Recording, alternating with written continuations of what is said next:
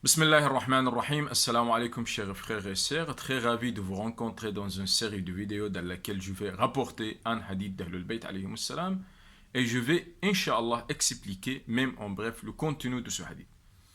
Pour montrer à l'originalité et à l'authenticité des hadiths d'Ahlul Bayt alayhi salam, je vais rapporter un hadith de l'imam Sajjad alayhi salam qui a dit: si les gens entendaient nos belles paroles, ils nous suivraient.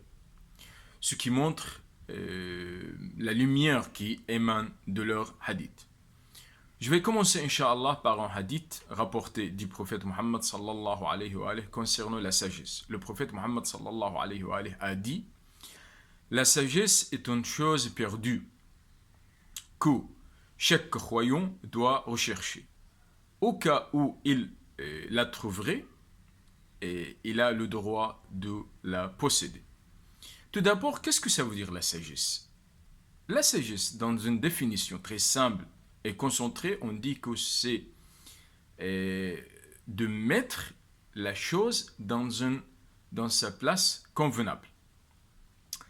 Ce privilège, cette qualité est accordée à Allah subhanahu wa ta'ala lorsqu'on dit qu'Allah est le sage, même aux croyants, même aux prophètes. Pourquoi? Parce que Allah subhanahu wa ta'ala, lorsque nous regardons l'univers, cette création autour de nous, nous trouvons que chaque chose a pris sa place convenable.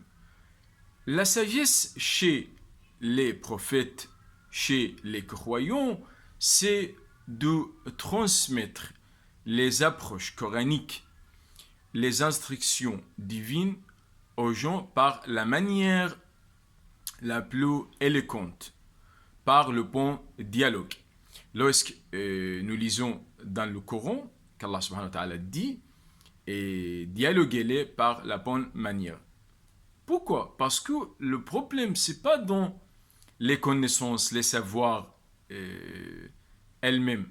Mais tout le monde connaît cela, tout le monde peut accéder au savoir, aux connaissances, aux sciences tout simplement. Mais c'est la manière de transmettre ces savoirs et ces connaissances. Si la manière était, comme on dit, une manière qui veut égarer les gens vont alors égarer et ils vont tomber dans un grand dilemme.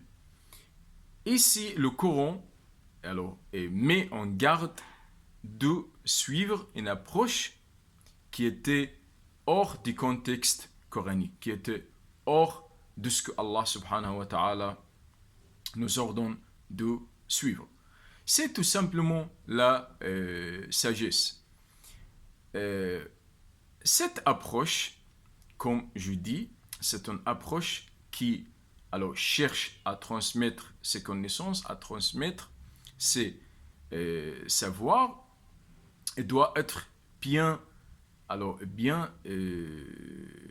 comprise, elle doit être bien transmise, parce que si cette approche n'a pas été transmise par la manière la plus adéquate, nous allons tomber dans beaucoup de problèmes.